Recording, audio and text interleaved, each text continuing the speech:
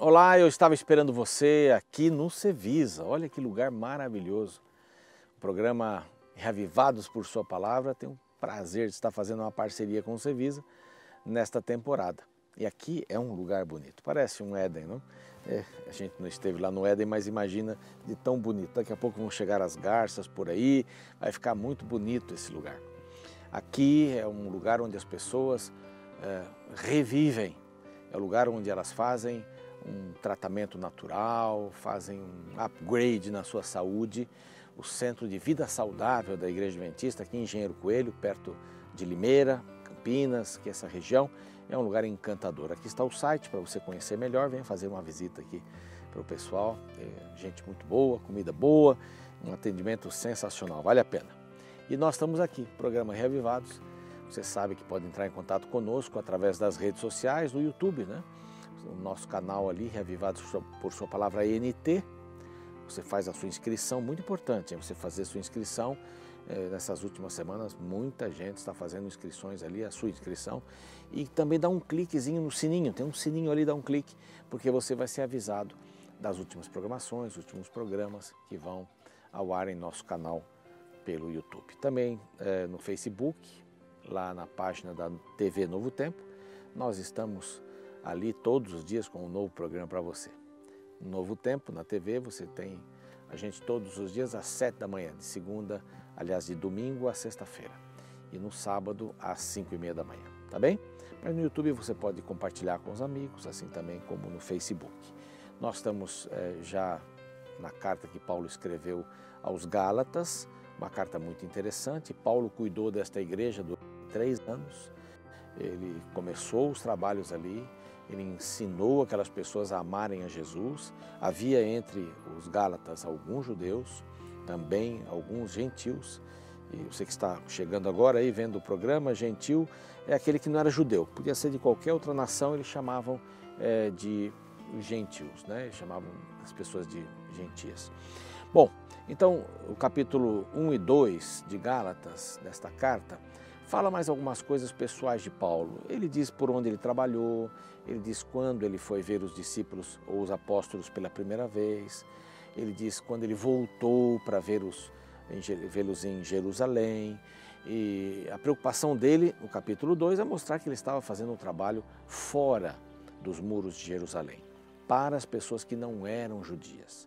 Então, esse era o trabalho do apóstolo Paulo. Só que havia algumas pessoas que o seguiam e que, depois que ele saía, começavam a ensinar, ele mesmo chama aqui de um outro evangelho. Na realidade, evangelho só tem um, né? Um só evangelho, mas eles ensinavam alguma coisa diferente, tentando religar as tradições judaicas que haviam terminado na cruz. Você se lembra que quando Jesus morreu, o véu do templo se rasgou, né? De cima a baixo, foi uma intervenção divina. E a partir desse momento, os cordeiros não tiveram mais valor de serem mortos, porque o Cordeiro de Deus estava sendo morto, e todas as outras festas que existiam por causa do pecado, festas, portanto, depois do pecado, não é? Por exemplo, alguns colocam o sábado junto com essas leis são cerimoniais, o sábado veio antes do pecado, não é? Então, as leis que vieram depois do pecado, para ajudar o homem, o ser humano, a entender o que significava a salvação em Cristo. Então, essas leis foram estabelecidas. Bom, no capítulo 3, ele vai começar uma nova sessão. Capítulos 3 e 4, ele vai falar um pouco sobre doutrinas. Vai falar sobre a doutrina da salvação, que é o tema mais importante aqui. Ele começa falando isso lá no início do livro. Nós já vimos anteontem, né, no primeiro capítulo, o tema principal. Jesus veio desarraigar esta ligação que o homem tem com o pecado. Então, esta é a função, é a libertação, é a salvação de graça, pela graça de Jesus Cristo. Paulo, então, começa falando com os Gálatas e perguntando, logo no primeiro verso aqui, ele já começa a fazer uma pergunta. Ó Gálatas insensatos, quem vos fascinou a vós outros, ante cujos olhos foi Jesus exposto como crucificado? Verso 2. Quero apenas saber isto de vós. Recebeste o Espírito pelas obras da lei ou pela pregação da fé? Essa era a grande luta. Vocês querem voltar para as obras? Vocês receberam o Espírito Santo pelas obras? Ou pela fé, pela pregação de fé, ou da fé? Então, obviamente, ele estava querendo se referir à pregação da fé. O Espírito Santo não veio por causa das obras da lei, ele veio por causa da pregação da fé. Mas Jesus, ao sair, deixou o Espírito Santo, né? Verso 3 assim: sois assim insensatos, que tendo começado no Espírito, estejais agora vos aperfeiçoando na carne. Então, nós já falamos sobre esse termo da carne, e vamos repeti-lo aí em Efésios e em outros lugares, mas a carne significa uma ligação com o pecado, com o passado. Então Jesus veio destruir toda essa questão, não é? Jesus veio anular esta parte da lei cerimonial, ou dar um novo sentido. Anular não seria o caso, mas pela sua pessoa ele veio dar um novo sentido para estas leis cerimoniais. Então ele diz assim: vocês estão começando no Espírito, ou vão ficar na carne? Como é que é essa questão, né?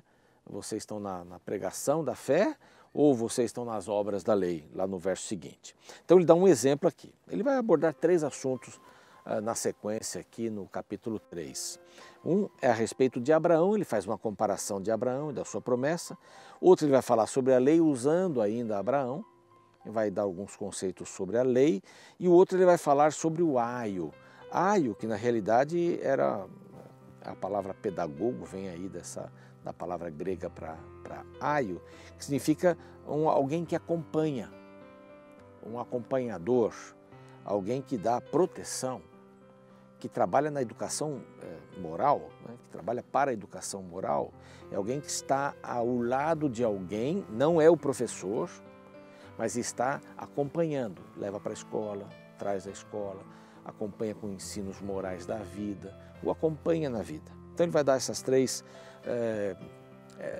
visões, são 3 doutrinas. O capítulo 4 vai vir com outras doutrinas, filiação e tal, vai falar sobre Sara e Agar, mas aí já é o capítulo 4. Então aqui ele já começa assim: é o caso de Abraão que creu em Deus, aqui a ênfase, creu em Deus, e isso lhe foi imputado para a justiça. Então, como é que alguém pode estar justificado diante de Deus? Aqui já vem a primeira resposta: crer em Deus. Crer.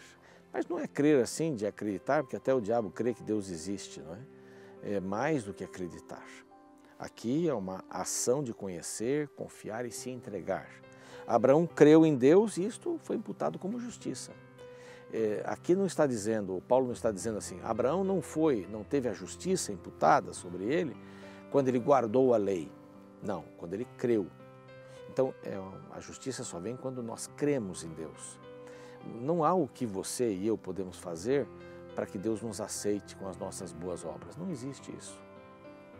Na realidade, o que existe é a fé em ação. Esta fé em ação é que pode mover este relacionamento entre Deus e você. Bom, aí ele faz essa comparação e diz assim: sabei no verso 7, pois que os da fé é que são filhos de Abraão. Quem são os da fé?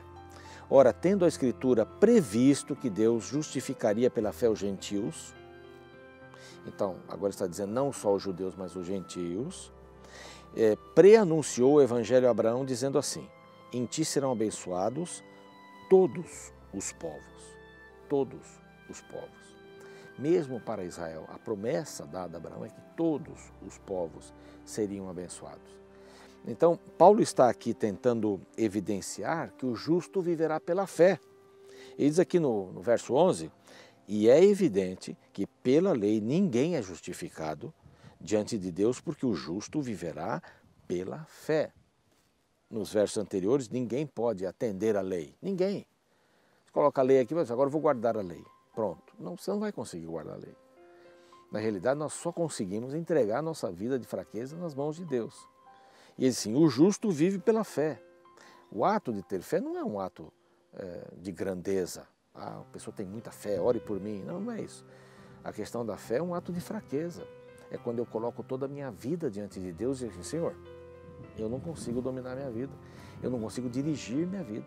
Por favor, venha fazer morada no meu coração. Nós vamos ver em Gálatas 2:20 lá para frente, um pouquinho. aliás, vimos, né? Já em Gálatas 2:20, já estou crucificado com Cristo e vivo não mais eu, mas Cristo vive em mim. É isso. Então eu desisti e coloquei Deus para dirigir a minha vida. E aí minha vida vai ter mais sabor no casamento, na escola, na vida, na profissão, tudo mais. Bom, ele menciona um pouco isso e agora vai para a questão da lei, traçando mais ou menos esse caminho, e depois ele entra no aio. O que é o aio? O aio é aquele que acompanha até o ponto de a pessoa poder andar sozinha. Então a lei é apenas um aio, leva a Cristo, e Cristo é que nos conduz. Nós andamos com Cristo em nossa vida. E aqui vem o último verso, né? E se sois de Cristo, também sois descendentes de Abraão e herdeiros segundo a promessa. Todo mundo. O verso anterior diz assim, não tem escravo, nem grego, nem homem, nem mulher, todos estão debaixo da graça de Cristo. A inclusão para todos. Esta é a grande promessa que a gente recebe da palavra de Deus, quando a gente sente que Deus dirige todos esses aspectos da vida. Eu tenho certeza que você está feliz por ser incluído, até como filho de Abraão, mais do que isso, o filho da promessa, todos estávamos ali, todos dependemos de Deus para a salvação. Nós não podemos fazer nada para que Ele nos aceite. Tudo que fizermos serão chamados de trapos de imundície, como diz o profeta. Então só resta um caminho a seguirmos, e hoje este caminho é apresentado para você, o Senhor Jesus. A lei não pode salvar ninguém, só a graça de Cristo. Minha oração hoje para você é que você possa abrir o seu coração. Você está incluso dentro do plano de Deus de salvação, e é isso que Ele oferece gratuitamente. Estarei orando por você. Estarei orando pela sua família e por todos aqueles que quiserem aceitar a Cristo como Salvador. Espero você no nosso próximo encontro, hein? Não vai faltar. Até lá.